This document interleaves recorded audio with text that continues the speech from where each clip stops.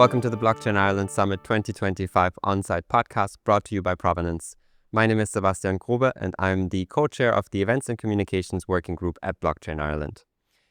My guest now is Colin Banville, Solutions Architect of Stripe. Welcome, Colin. Thank you very much. Great to be here. Pleasure to have you. What brought you to Blockchain Ireland Summit 2025 and why now? That is a great question, Sebastian. I think for me, I've been involved in the space for a number of years, mostly down in Australia and in APAC. I was tasked with launching the Web3 studio for Salesforce down in APAC a number of years ago. And as part of that, I think there's a lot of work around governance principles and blockchain. So I was I was moving back to Ireland. I was kind of keeping tabs on what's going on. So here we are. Amazing. What are you looking forward to getting from the conference? What are your expectations for the next 2 days? I think, I do enjoy going to these types of conferences just to get the different perspectives from different companies. I think, there's a digital assets talk that's on currently, which, I am missing, but that was one that I was very keen to see. And I think, just getting a couple of nuggets of information takeaways probably what I'm looking for. And you've returned from Ireland to Ireland from Australia. Yes. How have you seen the Irish ecosystem in terms of Web3 evolve during your time that you've been back? Very strong, I believe. It's very strong here. I think there's a lot of support. There's a lot of support from the likes of companies like Stripe, who were born in Ireland and are run out of the US. And I think that has a big impact on the kind of the Web3 culture here, or more specifically payments stablecoin side of things on blockchain. So I think definitely strong from that perspective, but there's always work to do. Yeah. And a big theme today that's coming through is more and more institutions are moving towards blockchain technology openly. So what's the focus for Stripe for 2025? What are the goals? Yeah, obviously I'll mention it, but AI will be one focus, right? Yeah. But the second big one I would say is stablecoins and the Stripe acquisition of Bridge.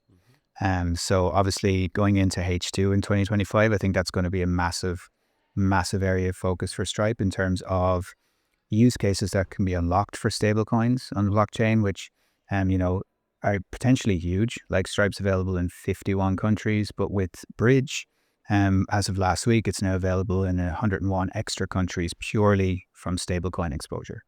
So I think that'll be a huge focus. Amazing. Yeah. I mean, and it opens up that access to people a lot more, I assume. 100%, predominantly emerging markets, I will say.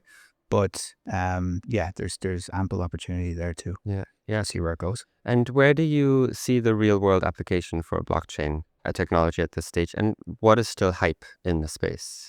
Yeah, I think that the real world application, again, if I go to the stablecoin angle and the Stripe side of things, would be in emerging markets that I just mentioned. So you could have, a freelancer in Nigeria that's upskilling on Upwork and paying in stable coins.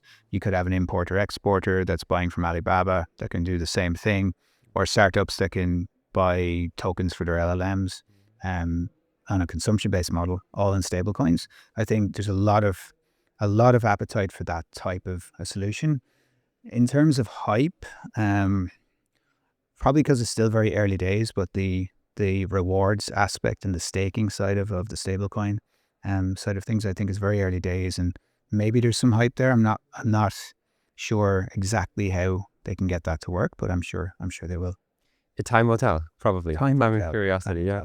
And in terms of the presence in the emerging markets, what do you find the most beneficial out of being in the EMEA region from a Stripe perspective, from developing these use cases? I think most beneficial would be having the likes of a company like Stripe be lobbying to the government in terms of being more open to a pro stablecoin view, shall we say, similar to what the US is doing, but with the right guardrails in place and trust and security around that as well.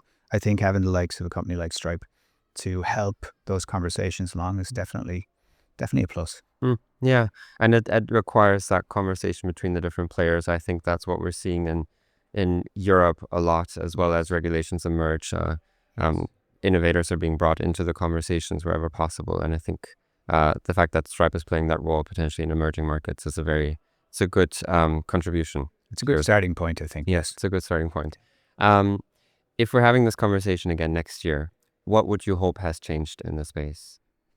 Probably what we just talked about in terms of Europe not being left behind. I think in terms of like the financial infrastructure side of things around stablecoins in particular, I think they need to not necessarily take the lead from the US, but maybe look at what they're doing in terms of the administration and being pro stablecoins. I won't say use the term crypto, but yeah, just taking some pointers from them and hopefully being a lot more friendly to that side of things. Yeah, lots to look forward to. Lots to look forward to. Colin, thank you so much for joining us. It was a pleasure chatting with you, and I hope you enjoy the rest of the conference. Thank you very much. It's a pleasure to be here. Thanks.